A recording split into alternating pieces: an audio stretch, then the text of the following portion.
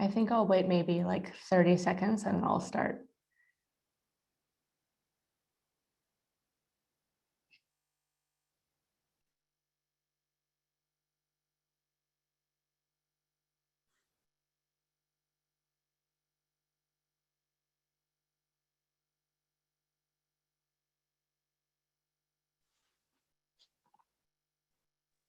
Okay, I think 31 participants is a healthy number to start with. I assume that will grow.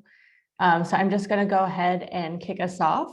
Hello and welcome to day 3 of the Yale Food Systems Symposium.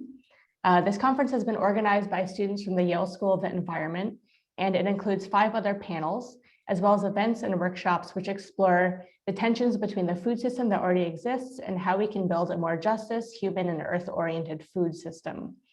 We'll drop the link in the chat box if you'd like to sign up for these upcoming talks and workshops. And we'll also be hosting a virtual coffee chat with our panelists from 6:15 to 6:30 after the panel ends. So stick around to chat with us. We'd like to thank the experts that will be speaking with us today. Today's panel is Growing Resilience Along the Coast. From seaweed farming to oyster cultivation, the coasts are among the world's most dynamic and vital regions of food production. Yet coastlines today face unprecedented challenges from rising sea levels, increasing population pressures, and global climate change. Our panelists will explore these issues and more, as well as the opportunities they see to innovate and cultivate resilience for coastal food systems and the communities they support. So we'd like to get started with the panel. My name is Forrest Abbott-Lum, and I'll be moderating this seminar along with Kelly McGlinchey. I'm a Master of Environmental Management candidate at the Yale School of the Environment, and my work focuses on agricultural solutions to climate change. Over to Kelly. Thanks, Forrest. And my name is Kelly McGlinchey. I'm a first-year Master's of Environmental Management candidate at the Yale School of Environment, focused on food systems and the intersection of business as a solution to climate change. Excited to be here. We're totally thrilled to introduce our panelists who are joining us today from across the country with a wide range of expertise dealing with coastal ecosystems. Anoushka Concepcion is the extension educator for marine aquaculture at Connecticut Sea Grant, where her focus is on seaweed aquaculture, seaweed processing, and direct marketing of shellfish. As an Eyak Athabasca native of the Eagle clan, Dune Lankard is a founder and CEO of the native Conservancy and is currently kelp and mariculture farming in Prince William Sound in Alaska, with an emphasis on ecological restoration and building regenerative economies and resiliency for our oceans and coastal communities. Jennifer Howard is the Senior Director of the Blue Carbon Program at Conservation International, where she works on establishing mechanisms to conserve coastal and marine ecosystems to protect vulnerable coastal communities from the threats of climate change. Steve Malinowski co-founded Fisher's Island Oyster Farm with his wife, Sarah, over 40 years ago. Steve's coastal farming operation produces the coveted Fisher's Island oyster and produces seed oysters for 80 other growers in the Northeast.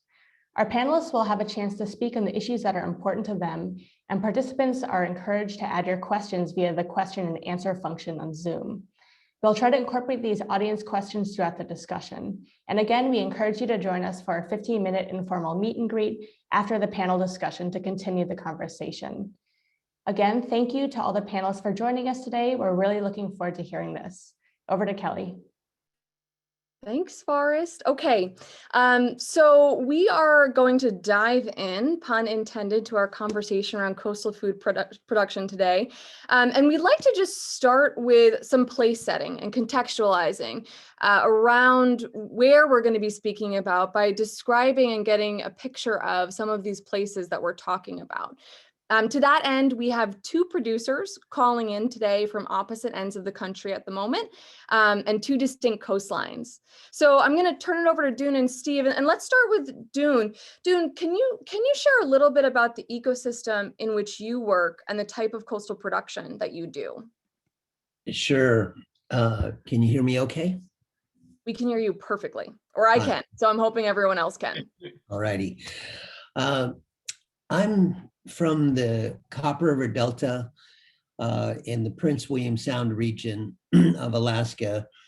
And we were kind of famous for our Copper River salmon, and then Prince William Sound after the Exxon Valdez oil spill happened in our backyard in 1989. And historically, our Eyak people originally came out of the interior of Alaska 3,500 years ago across the glaciers down to the coastline. And we landed right east of Yakutat, which is about 300 miles from Cordova. And as the glaciers were receding, a thin green strip of habitat was being formed that our Eyak people were able to live on and thrive on for the last 3,500 years. And then we moved across the coast through the Gulf of Alaska coastline, 300 miles over to the Copper, and we traded along the Copper River Delta and 300 miles up the Copper River. And I've pretty much spent my life fishing, subsistence and commercial fishing, gill netting, seining, long lining, all 5 species of salmon, herring, halibut fishing, crabbing in the winter for king crab, all 3 species of king crab, Dungeness crab during the summer, and tanners in the winter. So I've pretty much done it all. And prior to the Exxon spill in '89, I fished 9 months out of the year. Now here we are 30 years later. We're lucky if we get 4 months of fishing on the sea now.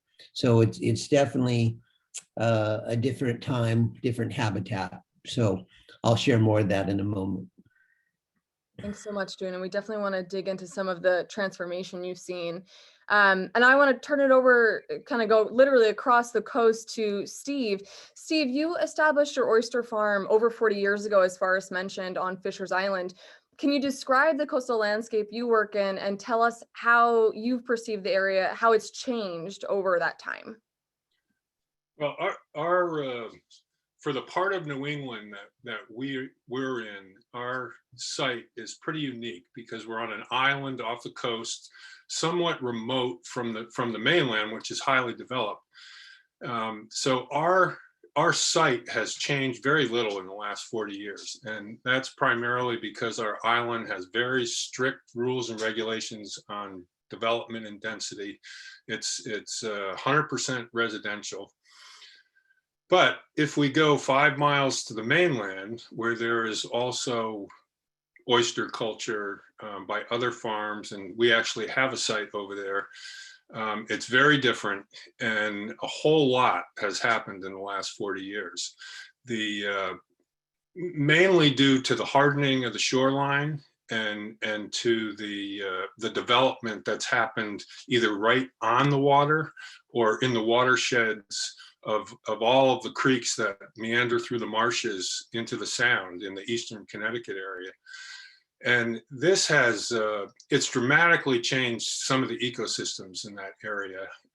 When you couple that development with the increased events of rainfall in excess of 1 inch that we're seeing now due to climate change, there's a tremendous amount of runoff, and that's resulted in a lot of nutrient loading, which has caused blooms of both microalgae and macroalgae.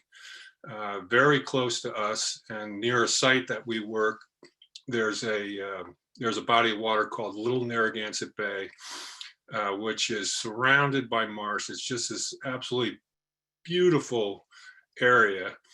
And in the last 10 years, the bottom of most of that bay has gotten covered with a macroalgae called Cladophora that has pretty much choked out the habitat. So the other thing that's happened as well due to the hardening of the shoreline and that runoff is that we're losing a lot of our marshes in eastern Connecticut. I mean, we lost a lot of them a long time ago, but we're losing them before our eyes. We see, I see when I'm driving down Route 95 and crossing these creeks, areas that used to be beautiful, lush marsh have now been overtaken by Phragmites, which is a result of the nutrient loading that we have. And then one more thing that I'd like to mention, which is a more subtle effect, and that has to do with the tremendous increase in recreational boating that we've seen in the last 20 or 30 years. And that I think there's a great example of the impacts of that in Nyanek Bay, which is about 10 miles away from us, where that was an area that when I was growing up, my dad and I used to go fishing in there in the springtime. After we fished for trout, we would go in there and we would fish for the schoolie striped bass that would come in there. And there were channels through that river that were channels in the eelgrass. There was so much eelgrass in there. And now it's almost void of eelgrass. There are huge marinas in there. And interestingly, what happens with those marinas is a lot of recreational fishing. A lot of people come in with their catch, they clean their catch, they discard the racks overboard, and that's led to this huge increase in the crab populations, which doesn't seem like a big deal, but what crabs do is they eat shellfish. So it's completely turned the ecosystem upside down. Yeah, thank you, Steve. I think you just in that initial response here are starting to open up some of how these ecosystems are connected. And we're going to get into that even further in a little bit. I think this is a great place to turn to Jen to talk a little bit about what these coastal ecosystems, many of which Steve mentioned just now, from marshes and coastal wetlands to eelgrass ecosystems, the role that they play in climate change mitigation. So there's an increasing discussion of coastal ecosystems, not just as important places of food production, but really as important areas to be looking at how we address global climate change. So Jen, could you speak to us about the significance of these coastal ecosystems in addressing climate change, and also just tell us a little bit about your work with the Blue Carbon Initiative at Conservation International? Sure. Hi, everybody. Thanks for having me here.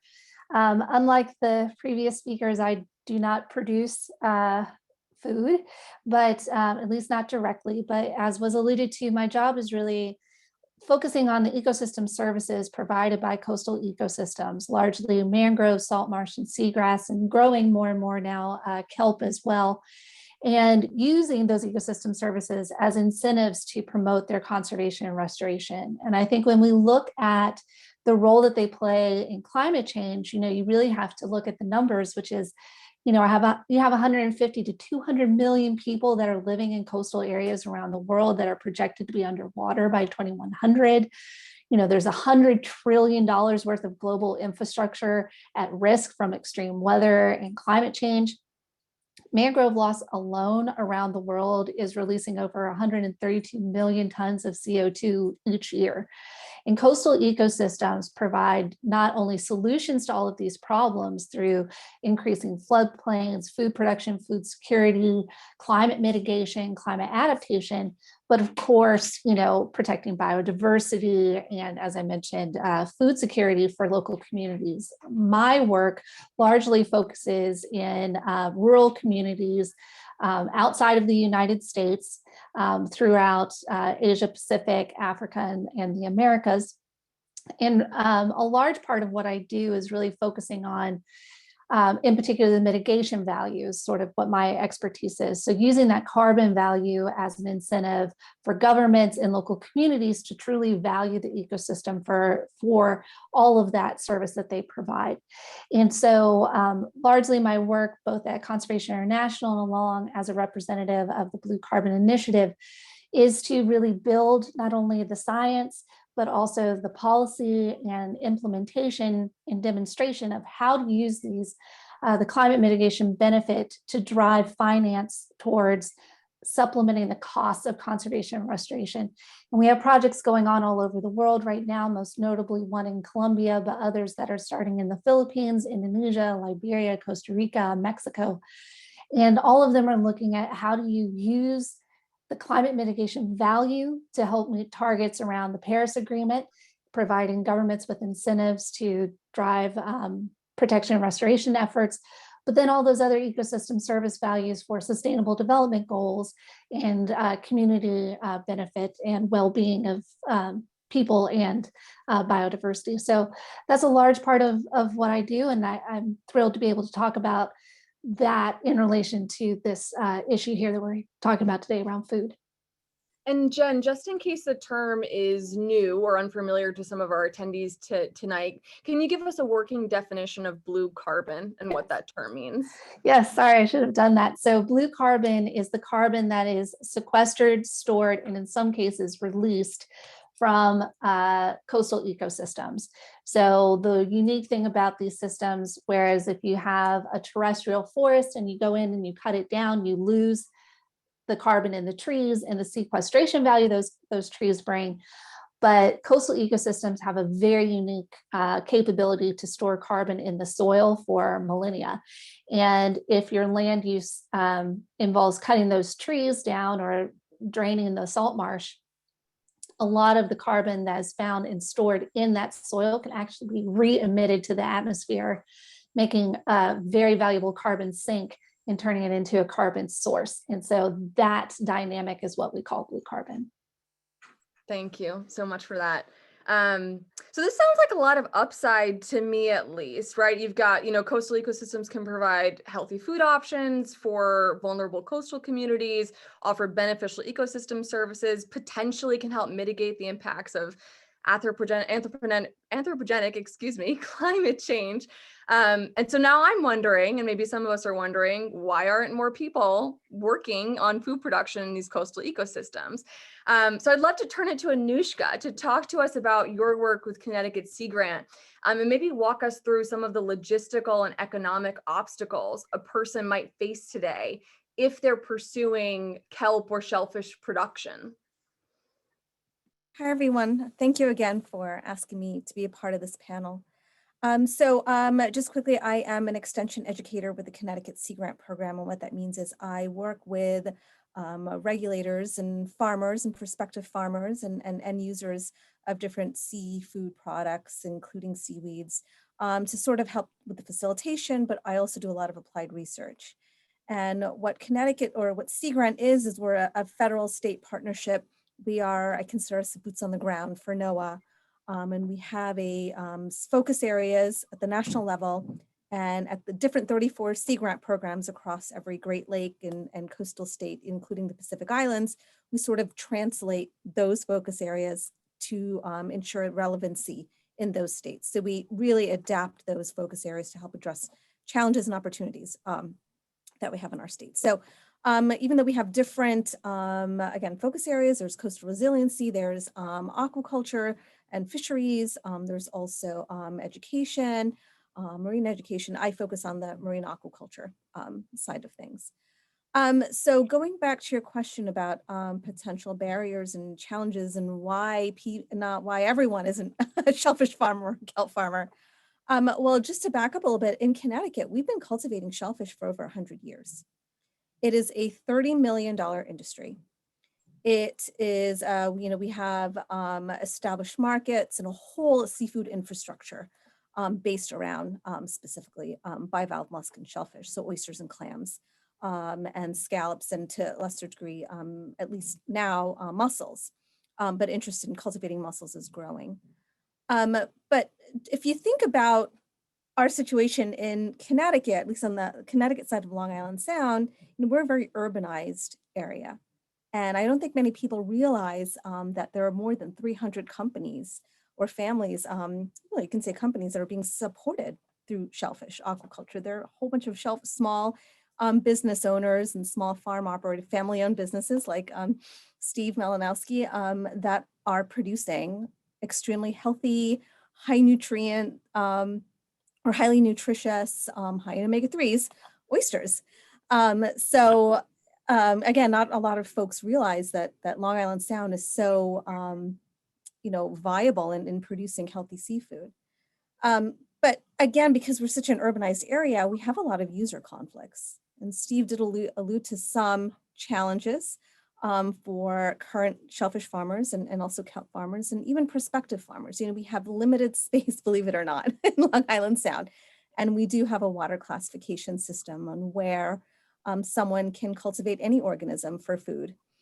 So that sort of limits the areas where folks can grow shellfish. We have an established permitting process in the state of Connecticut where we have agencies identified and the roles identified to site farms. There's a guidance document that's available on the Sea Grants website.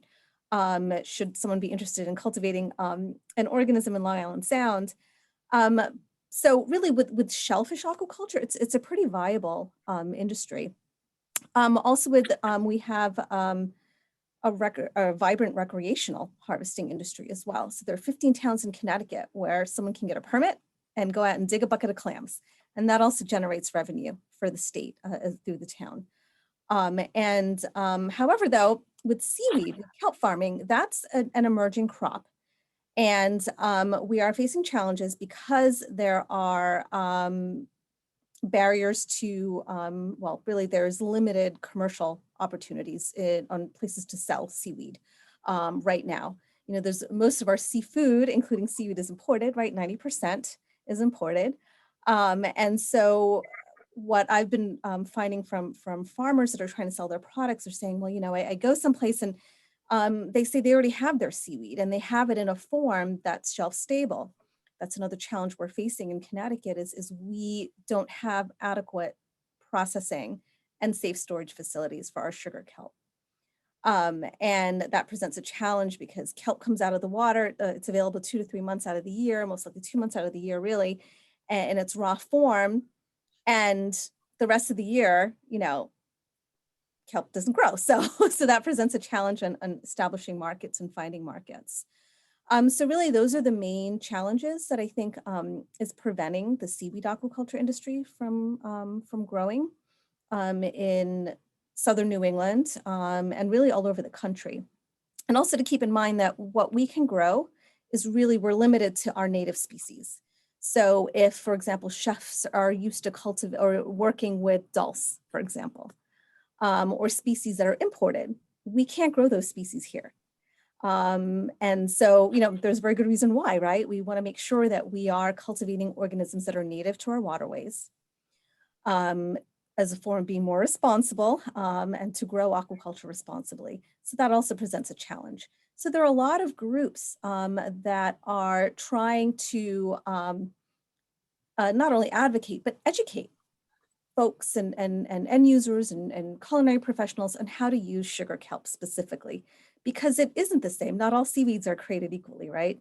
And so that's been one of the challenges that we're trying to address. Great, thank you for that, Anoushka. We're going to get into the education component a little bit deeper soon. This is really great context, Anoushka, to have us thinking about the feasibility of building a livelihood around coastal food production today. And I want to come back to you, Dune, to hear about your work around this, specifically centered around indigenous livelihoods. So if you could talk to us a little bit, Dune, about your work as a social change leader in your communities, and how you think about the role of food sovereignty specifically in these conversations. And I think you're on mute, Dune, just so you know. There you go. Super. That'll help. Well, you know, there's a dear friend, and she's also a food security and food sovereignty expert, Elizabeth Hoover, who's an advisor to our Native Conservancy. And she wrote this article. It's entitled, "How Can You Call Yourself Sovereign If You Can't Feed Yourself?" And, you know, and that got my attention.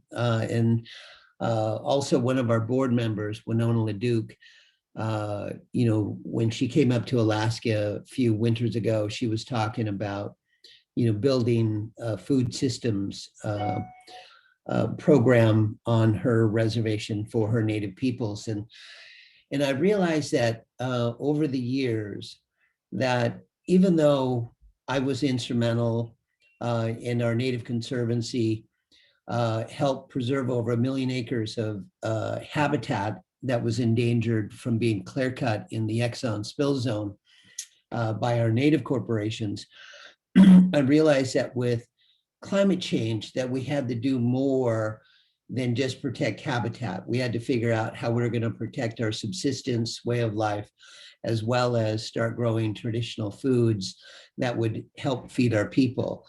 And so when I started my research to look around to see who was doing what in the industry, I remembered a dear friend, Brent Smith from GreenWave, who were both Ashoka Fellows and Future of Fish Fellows. And we'd go to these conferences and we're the only two fishermen and nobody would really talk to us because we look like fishermen. And everybody else was further up the food chain. They were in suits and calling the shots. And so Brent and I would hang. And I realized that he was the future. And I said, I'm still living in the present because I'm still, fishing and making money and everything is fine. But when we had 3 terrible fishing seasons in a row, in 2017, we had 1 to 2 million sockeyes return home to the Copper River. 2018, only 44,000 sockeyes came home. The year after that, the ocean temperature heated up to 76 degrees for over 3 weeks, down to 20 feet below the surface. Then the following year, only 85,000 sockeye salmon came home. And so I realized that we needed to move quickly, but I wanted to figure out how to organize the indigenous people. So if this land claims was coming to a shoreline near us, that we would have first right of refusal to get kelp and mariculture permits in the water, since it would be in front of our ancestral villages, and that we would also, figure out how to write a declaration of principles and a indigenous kelp farming bill of rights. So, as indigenous peoples who have been the original stewards, that if we're going to do this for the reasons that I've been hearing from the native peoples, and that was, 1, they wanted to make sure that they did their part to help restore the ocean. Number 2, that they could grow a traditional food source for their native peoples. And number 3, that they could actually create a regenerative economy, based on creating green jobs, protecting the environment. So a lot of the native tribes, I've been talking to about 21 of them in Alaska that are interested. They want to get involved for one of those 3 reasons. And so for me, as a commercial fisherman and somebody who's still dealing with the plight of the Exxon Valdez oil spill 32 years later, there's still dead zones in areas that aren't as productive and that are in dire need of restoration. So for me, it was all about restoration. And so I immediately started doing my research and homework, and I realized that there were so many bottlenecks. As Anoushka was mentioning, for people to get into this industry, everything from your landscape analysis to your permitting to try and figure out how you're going to source your wild seed within 25 miles of your farm. How are you going to dive for it and cultivate it and grow it and deploy it back into the ocean? How are you going to train the various farmers?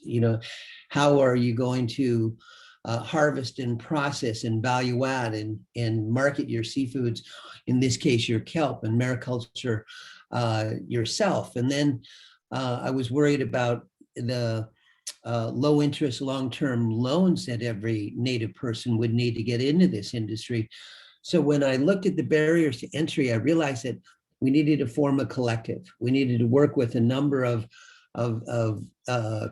no longer fisher people, but now kelpers, and figure out how we were going to do pilot programs to help offset the overhead costs of getting into the industry.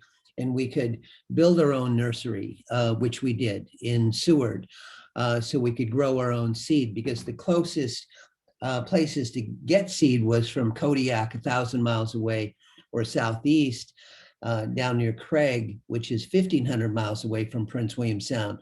So we decided to build our own seed nursery, go out and harvest our own seed source, grow it, and then deploy test lines in the water to see what would grow where.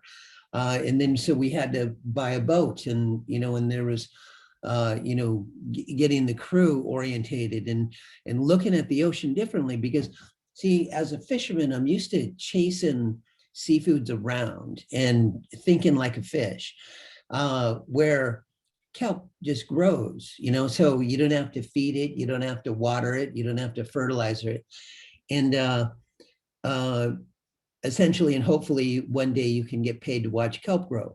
And so I realized that if we were going to do this, that we really, should figure out how to do it collectively to offset all of those overhead expenses, and at the same time, learn from everyone else who was in the industry. So I joined the GreenWave board so I could have a better understanding of what the commercial food kelp industry looked like. I talked to a number of people in the state who have been involved in various aspects of kelp and mariculture. And I found that the learning curve is straight up. I mean, you're constantly learning something, trying something, doing something a little differently. Then you got all of your equipment that you have to buy, your anchors, your lines, your buoys, trying to figure out how you're going to get out there and get all this heavy gear, the anchors especially, into the water. And then the permitting process was a nightmare. I mean, now I see why a lot of people don't get into this industry, because the permits alone is what'll stop anybody in their tracks. I mean, when we applied for our permits, we had leapfrogged over 2017, 18, and 19 permit applications because people didn't know how to write these permits exactly. And then we got permitted within 6 months, which they said it would take upwards of 2 years or more. And so, then we had to move quickly to get some, kelp in the water to figure out what would grow where. And so, as exciting as it has been, I'm really realizing that in order to do this right, that we need to do a listening tour across Alaska with the native communities, and figure out what they're thinking, what their concerns are, what the bottlenecks that they have to face. And it could also be an enlightenment and awareness tour, and also an organizing tool to help these various tribes get farms in the water. And so our goal is to focus on 20 different regions, get 100 20-acre farms in the water, and grow upwards of 30 million pounds of kelp a year. But in order to get there, we had to start somewhere. So the only permits that we could actually purchase or apply for was food kelp permits. So we applied for 7 22-acre farms, which we've received the permits for. And so this year we'll start growing, at least like each farm will have approximately 9 arrays. So we'll grow like 1 to 3 arrays to begin to start the process of learning how to do this. It's incredible. Thank you, Dune. And I think there's a lot in there, but what I just sort of take away a lot from hearing from you speak, Dune, several times now, is the power of collaboration and the need for collaboration in organizing and creating change and resilience in the food system. And in that spirit, I want to sort of take the wave of what Dune was just talking about and turn to solutions for a little bit. I do want to make a plug I see some questions coming in, which is great. We're going to turn to audience questions in just under 10 minutes from now. So please feel free to keep putting those questions in there, and we will try to field as many as we can this evening. But before we do that, I want to quickly kind of talk about some solutions, since we've given a good overview, I think, of some of the challenges facing coastal food systems today. And so with that in mind, Steve, would you be able to tell us about the Shellfish Growers Climate Coalition, of which I know Fisher's Oyster Farm was Fisher's Island Oyster Farm was a founding member. Could you tell us how that initiative got started and what its function is today? Oh, and you're on mute too, Steve. This is Zoom fun. So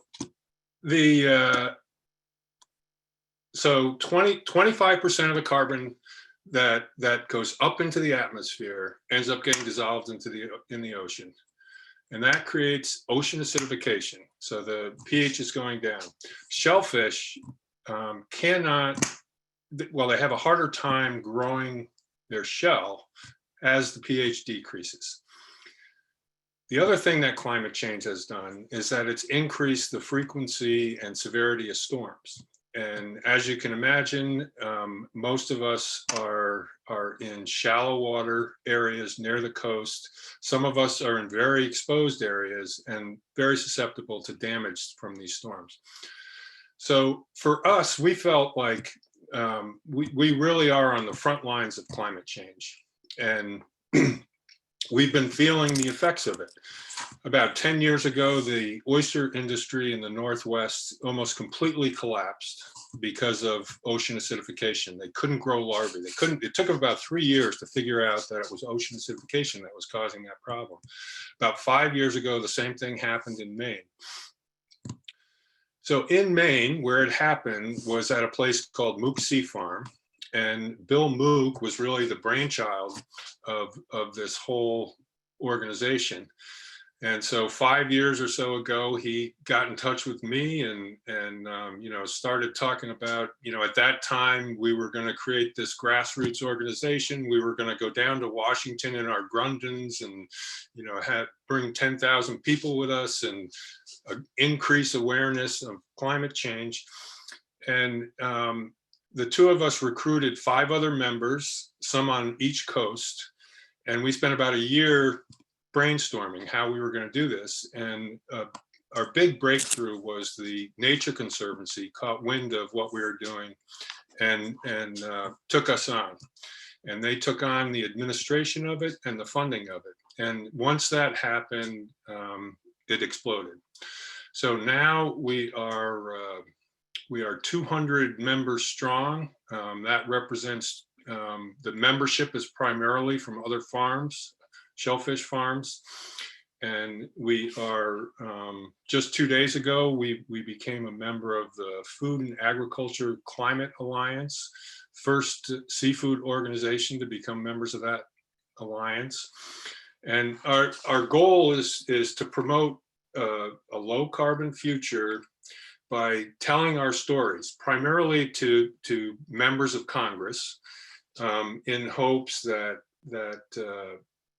it'll influence legislation and lifestyle changes that will reduce our carbon future. And we have, right now, we have somebody that the Nature Conservancy has contracted to help us with getting new members. So our membership is growing very quickly right now.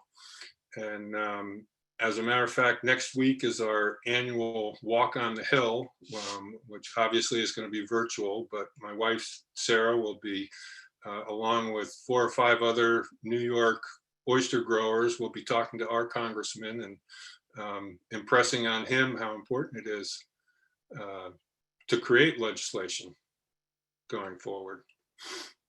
That's a great transition to a question that we had for Jen's work and relates to Jen's work. Specifically thinking about the political aspects here. Jen, with a new administration in place, what are your hopes for the Biden climate change agenda when it comes to the oceans and the coast? And Steve, feel free to answer this as well. And Jen, you've talked about no regret solutions with Conservation International, and would love to hear what are some of those key solutions you'd like to see brought forward. Sure. And of course, welcome others to join in on this, but I think, it was a big sigh of relief for everybody at Conservation International when the US re-entered the Paris Agreement. So that was a big thing there. That stimulated a lot of other countries to really up their game. I've been working very closely with certain governments around the world about how coastal ecosystems should be included in their mitigation as well as adaptation contributions to the Paris Agreement. So we're seeing that becoming more and more of a thing that's happening, and it's really encouraging to see. And hopefully that follows with driving government support towards these systems. And I see that happening in the US. Even before Biden took over, there was a bill to, really improve the US science around blue carbon, sort of mapping it, understanding how to increase blue carbon ecosystems in a sustainable way. And the Smithsonian actually has a really great database that they've been collecting, that where scientists from all over the world, but particularly in the US, can submit their information. And that's going to be a great resource that could potentially be supported under that bill. So, I think that I'm hopeful that this administration is really going to take to heart the role that nature can play when it comes to climate, and really emphasize that and put it at the top of the agenda. And I've seen some pushes for that already. There's always room to do more. They've mentioned TNC, which is a great ally that has offices all over the United States. Restore America's Estuaries is another great organization that has some really good ideas on these no regret strategies. And I think for everything that we've talked about, while I focus on climate and particularly climate mitigation, conserving and restoring these systems for that benefit is great. But even if you never include the carbon benefit that they provide in any greenhouse gas accounting, the co-benefits we've all been talking about to people, biodiversity, food security, coastal protection, means that by protecting and restoring them, it is by its nature a no regret strategy. You're always going to come out net positive when you do that activity. And so I'm very hopeful to see that continue. And I know the US is stepping up their game when it comes to focusing on that and really putting their money where their mouth is as far as coastal restoration goes. Great, thank you, Jen. Giving me some hope there. Steve, I don't know if you wanted to comment on that also, or if you were just expressing excitement before, which is good also. Definitely some excitement. I think what's most hopeful for me is that it requires an all-encompassing solution. And what I like the best that I'm hearing is that climate change is going to be a part of, not just environmental issues, but other issues and legislation that we're going to be doing. I think a really important thing happened when, we've had some executive orders, those really don't mean anything. But what happened a couple of weeks ago was that Chevrolet made a commitment to go to electric vehicles. So when a major corporation makes that kind of commitment to their manufacturing plants and, their overall goal for the future, I think that's the kind of stuff that really moves us forward. That's great. Thanks, Steve. I want to turn it over just to make sure we have time, because we're getting some great questions in the chat. And Jen, thank you for answering some of them already. I see you've been attentive to the Q&A. But I do want to, I'll pause here with our discussion and field some audience questions, and our panelists, feel free to jump in on any that you wish to answer. This first one is from Lauren that I'm seeing here. And Jen, I see you responded, but it's a great question, I think, so I'm going to include it. How might we grow the market for seaweed in the US? What would your quote pitch be to end consumers?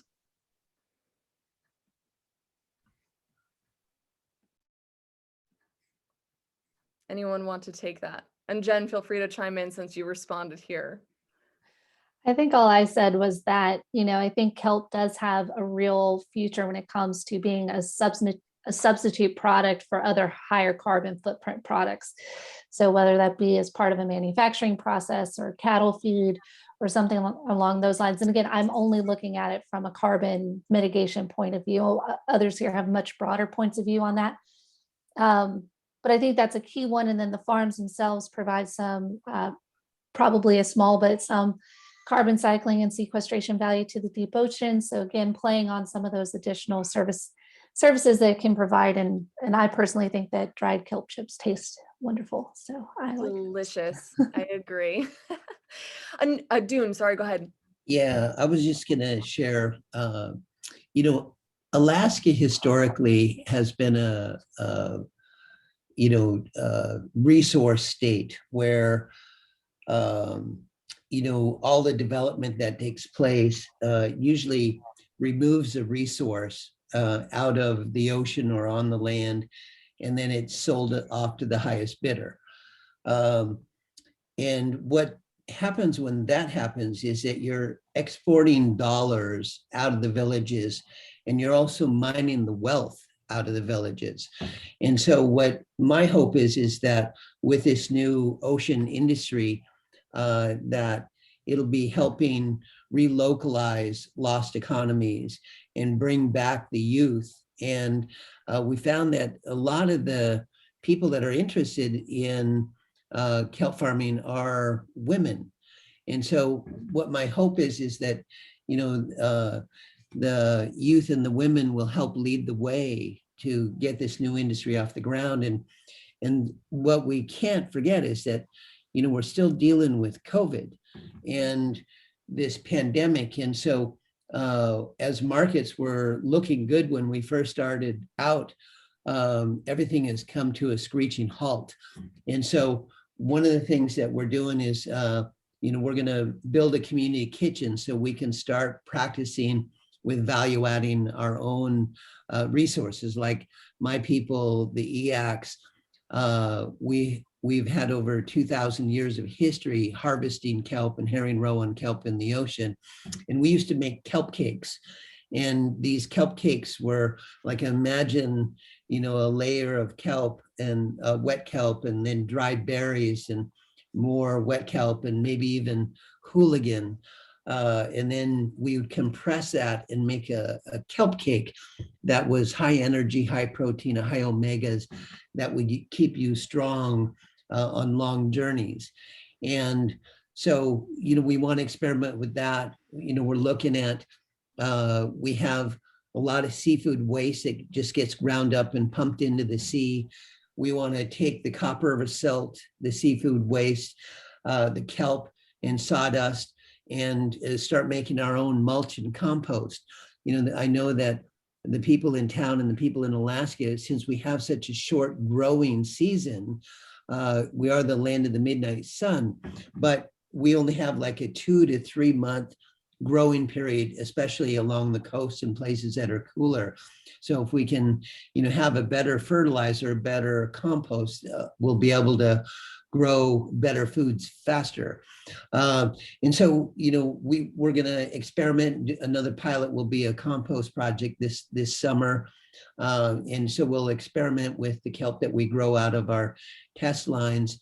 And then the other thing I just wanted to say is that, we're interested in working with anybody who wants to, try and figure out how we can, start value adding this resource in bringing it to different types of food sources, because I know there's like 150 different food products that are made from kelp. There's everything from taking animal feed and adding 2% kelp to it. And when they feed that to cows, they found that, they belch less methane into the atmosphere, which is a good thing. You can make biofuels, there's cosmetics, there's supplements, there's bioplastics, there's a whole host of things that you can make from kelp. But, as humans, we have to figure out how to make the best longest products that are going to do the most good out of the remaining fossil fuels that we keep digging up and drilling and burning. We got to think wiser rather than having cars idling. That's idling energy. That's it's a waste of energy and resources, and we have to work together and be smarter. And so I'm really hoping that this new industry in the ocean, it doesn't require like a 460 horse motor to be flying 30 knots across the Delta or the Sound to go check out my kelp farm. I can go at 7 knots and burn less fuel, and I'm actually trying to figure out how to get my life down to 7 knots. And I don't know if that's possible, but I'm certainly going to try. And, you know, and so I think collectively, we can figure this out. We just have to put our best foot forward and do it. I love the concept of going 7 knots an hour in one's life in general. That's gonna be a takeaway for me this evening. I'm gonna get to a couple more questions, but Anoushka, not to put you on the spot, we haven't been able to hear about the National Seaweed Hub yet, and I think that might be really interesting if you can, just because it's such a new initiative, if you could comment on that and how that fits into the seaweed picture right now. Sure.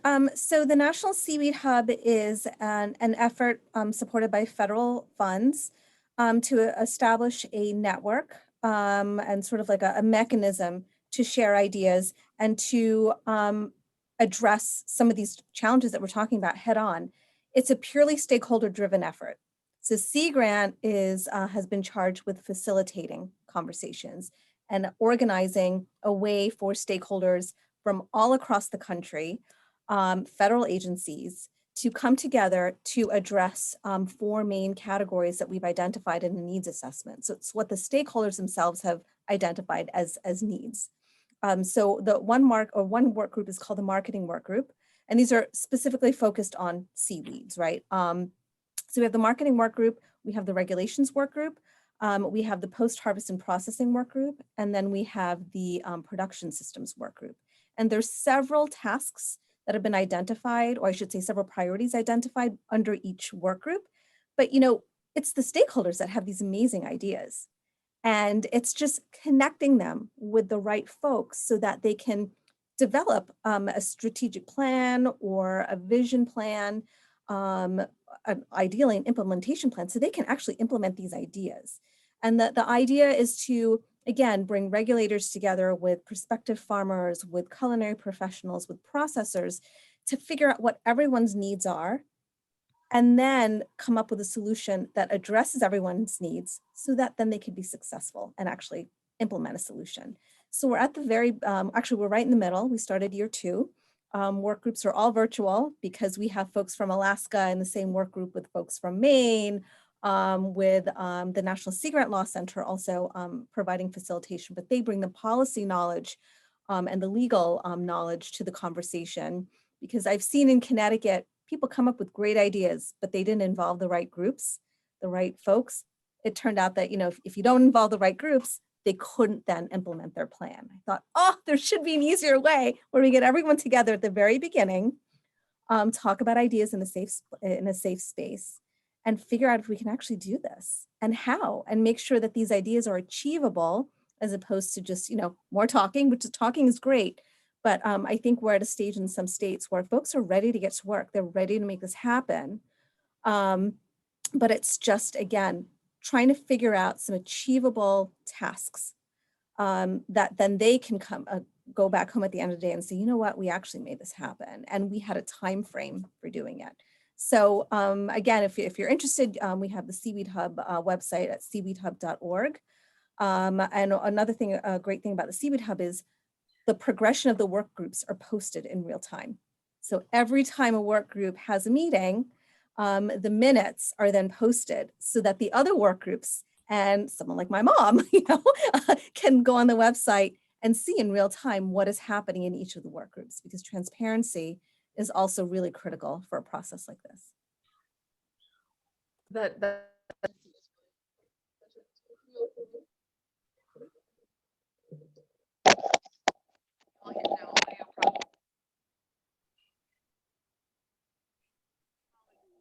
Me now. Yes. Okay. So sorry. For whatever reason, my computer just decided to connect to my AirPods randomly. So deep apologies. Thank you, Anoushka. I was just saying that transparency is really critical, and it's very impressive that the Seaweed Hub is integrating that right from the get-go. I'm going to turn now to a question we have upvoted from Sky, which is, how can we support Dune and Native Conservancy? I think that one might be for you, Dune. Yeah. Well, you know, there's a couple things that we've done. One of them is we were able to lobby the Exxon Valdez Oil Spill Trustee Council to, after 32 years, finally do an active restoration where they've set aside $25 million for the development of mariculture and an additional $40 million for restoration in the spill zone. And so now, it's a matter of getting proposals before them that can actually, get kelp and mariculture farms in the water. The other thing that we're doing is we're working to design a structured fund. So we're working with the Alaska Conservation Foundation and GreenWave to come up with a strategy to raise $15 to $20 million to help indigenous peoples and tribes, figure out how to get kelp in the water. And here's the thing is that, part of the bottlenecks is getting that financing to get this industry off the ground. Like for example, like if I was to decide to get back into gill netting or seining or, some IFQ fishery, I would just have to buy the permit and get a boat and go. This industry, you're building it from the ground up. So, people who want to help us, if they check out our Native Conservancy website and look at the various programs that we're doing, one of the things that we decided, since we're out there on the water more often than not now, is that we started Subsistence, elders subsistence program, so we can actually harvest different seafoods and process, package, vacuum seal, and blast freeze these products for elders in this time of this COVID. And so, just in Fish in a few days, we're able to feed several hundred elders last fall. This year, we're going to be able to do 300 or more elders per month. And that's just from, fishing just on the side while we're out there trying to figure out how to get this kelp in the water, right?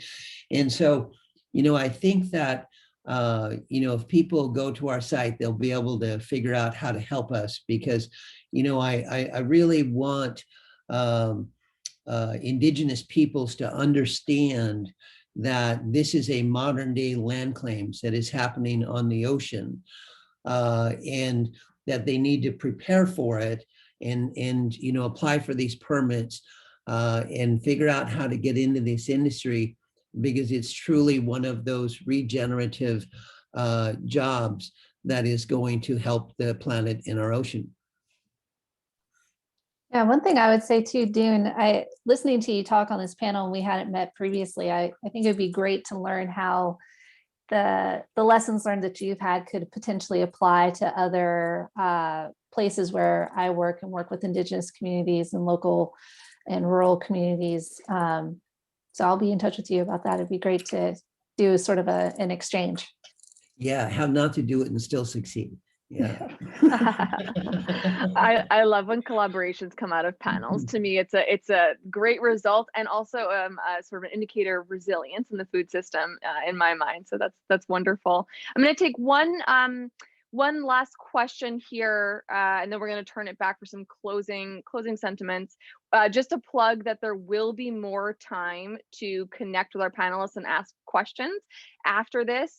My colleague Forrest will be dropping into the chat a link to join us for a post-panel coffee chat, and our panelists have generously agreed to join us for 15 minutes for a more intimate conversation with you all. So be on the lookout for that. But just the last question here, I'm seeing from Stanley Lee. Are all the panelists focused on adapting?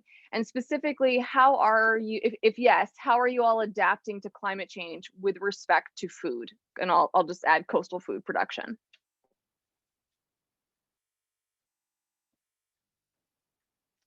That might be one for Steve. I don't know if you're interested in sharing a little bit on that, on how you've been adapting. Not to put you on the spot. I think you're on mute, Steve. Sorry, you've all been so good about going on mute when someone else is not talking. I know that can get distracting in a different way. Yeah, in our case, we do have a shellfish hatchery, and we are very cognizant of what the pH is of our incoming water. Matter of fact, we monitor it every day. And if need be, we could buffer the water if we have to. So far, we haven't had to do that. But we are most affected by the increased frequency and severity of storms. And so we have, over the years, modified some of our production systems so that we can deal with those storms. We had, to give you an example, when Sandy came through, we spent a full week, our entire crew, preparing for that storm. And there were some people that thought we were crazy to do that, because at that point it was off of Florida and it was predicted to take this 90-degree turn when it got off of New York and New Jersey. But we believed the forecast and we prepared for it, and got through that storm with very, very little damage. So for us, we haven't had to do a lot of ongoing adaptation, but we certainly have to be much more aware of the weather than we were when we first started. Thanks, Steve. All right, I'm going to turn it, and again, if anyone has more questions, please join us afterwards. I see Forrest just dropped that link in the chat.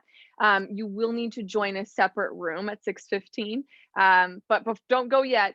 I want to close us on a hopeful note, and ask each of you what brings you hope in your work, in your day-to-day work, given all the different expertises that each of you brings. And someone can either volunteer to start, or I can call on someone. I'd be happy to start. Thank you, Dune. There's a lot of things that bring me hope. One of them is my daughter, Ananda. Her unconditional love is just, mind-boggling. A lot of times I'll be writing and struggling and, or having to have conversations, and she'll just want to be a kid and play and, go for walks and go play in the water. And I'll remember, that I need to take time, and spend more time outside. And I remember when I first started rafting the Copper River, we've been down the Copper 70 times. And what happens when you're out in the wild, you start remembering things that you never knew. And that showed me that, there's hope, that I don't have to know everything, that if I'm out there, the land will teach me. When our Yak language was threatened, before we were able to raise the money to help preserve the language and get 7 to now 12 key learners learning our language, I realized that if we just started learning our language, we'd remember who we were and what we thought and how we believed. And even now, that's important. And I remember the first time that I spoke before the highest levels of ocean government. And I brought my sister Pamela there with me, and all the trustees and all their lawyers came into the room, and Pamela says, well, what are you going to say? And I said, I have my speech right there. And so she goes, can I look at it? I said, yes, but don't show anyone. And she goes, okay. And so she lifts it up, and it's blank on both sides. And she said, Dune, I think you brought the wrong speech. And I said, nope, that's the one. I said, I've asked all the ancestors to join today. And if they ever had anything that they wanted to say in the history of time, to use me as a conduit and speak through me and have their voice heard. And she goes, well, I hope they get here soon, because you're on in like 1 minute. I said, well, hopefully they'll come. Otherwise, we're going to sit here. Well, they then asked me to go ahead and start my presentation. And I started ranting and telling them the way that things needed to be in the ocean and how we needed to protect our land. And as I was getting on a roll, other speakers would give me their 3 minutes. So I was able to speak for 12 to 15 minutes. And when I got done, you know, I got a standing ovation, and one of the trustees' attorneys came over to me and they wanted a copy of my speech for the public record. And I showed her this blank piece of paper, and she said, you know, so that came from your heart? I said, yes. And she goes, I would liken your presentation to when Chief Seattle lost his land. And I said, you know, I'm going to take that as a compliment. But what it does is it provides me hope that, you know, we don't have to think that we know everything. We have to believe that, you know, there's forces in this world that will help us and take care of us as long as we have the courage to try something new and to do things differently. We're going to be okay. We're going to make it. Thank you, Dune. I'm letting those words sink in. Thank you for that.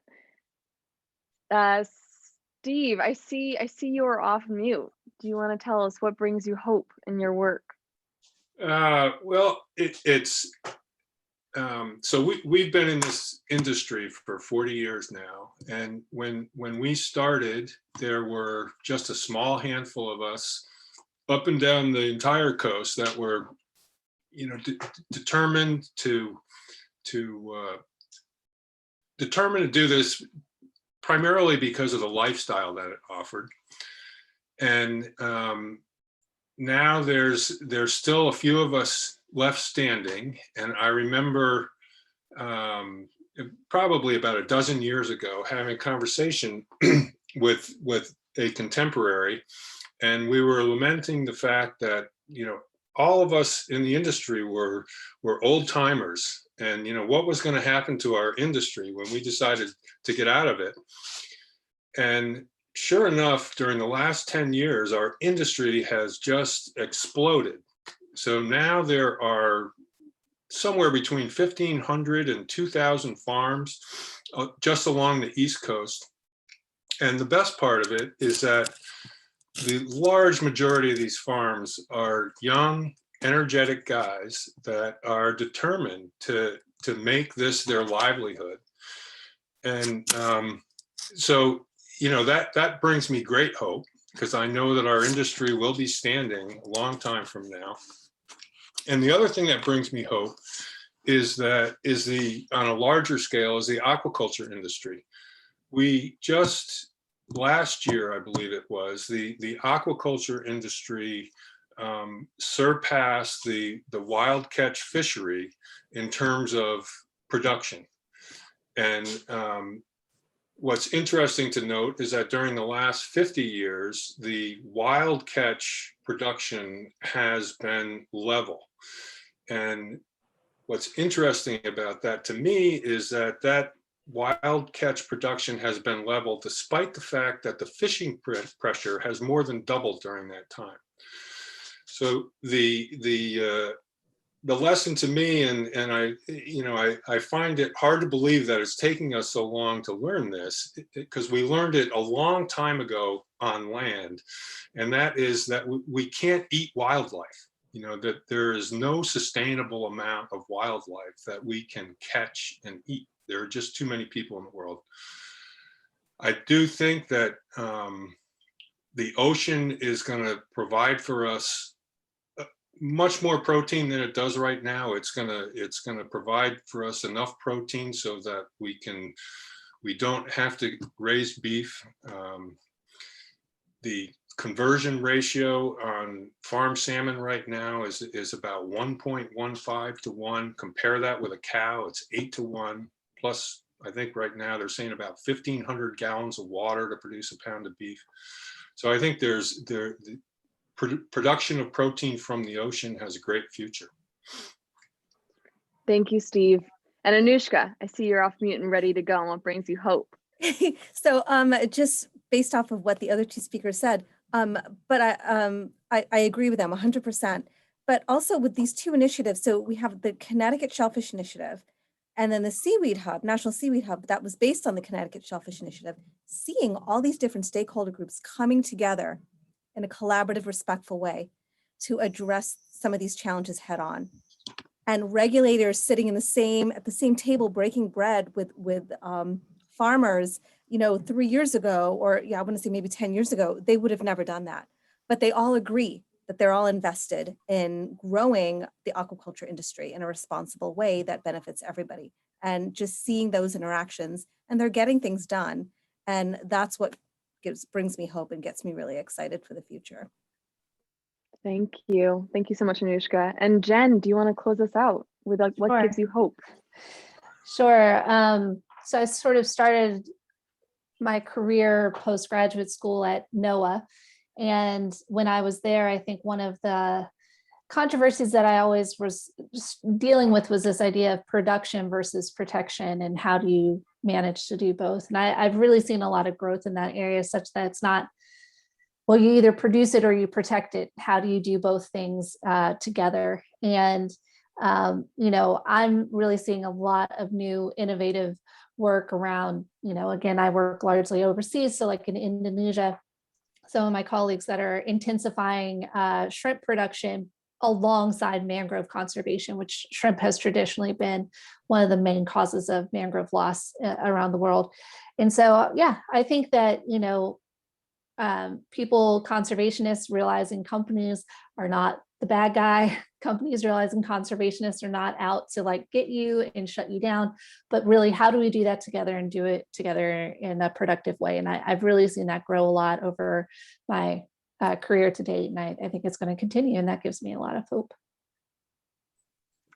Wonderful. Thank you so much. I feel my energy and spirits lifting because of the four of you. So big personal thank you. This is a great place to stop. And again, we're going to be turning over to a more intimate coffee chat after the panel. The link is right there. You're going to have to leave this webinar and join a separate Zoom room. That'll be starting at 6:15.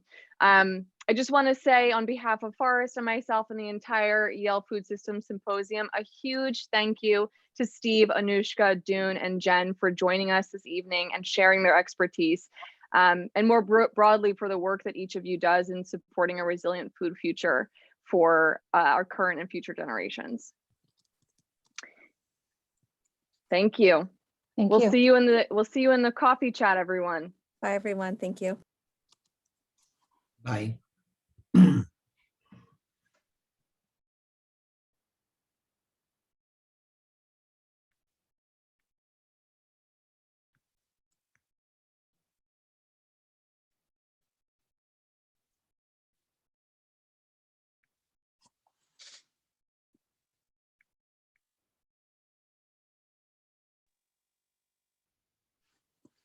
Hi, Steve. Hi. Do you want to join us in the virtual coffee chat room? I can ping you that link right now. Yeah, how do I do that? I will send it to you in the chat. 1 second.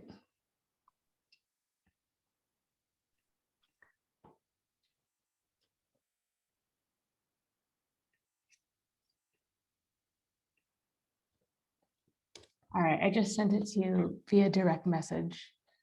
So you would leave this meeting and then open up this one. Thanks for joining us in so many different virtual spaces. Okay, so just a second. I'm gonna leave this meeting. That's right. And then You might want to copy paste. Am I gonna lose that? You will. So you'll want to copy paste the link I just sent you. And then after you leave the meeting, just paste that into your web browser, and then you'll join us in the new space. Thank you. Okay. All right. See you there. See you there, Steve.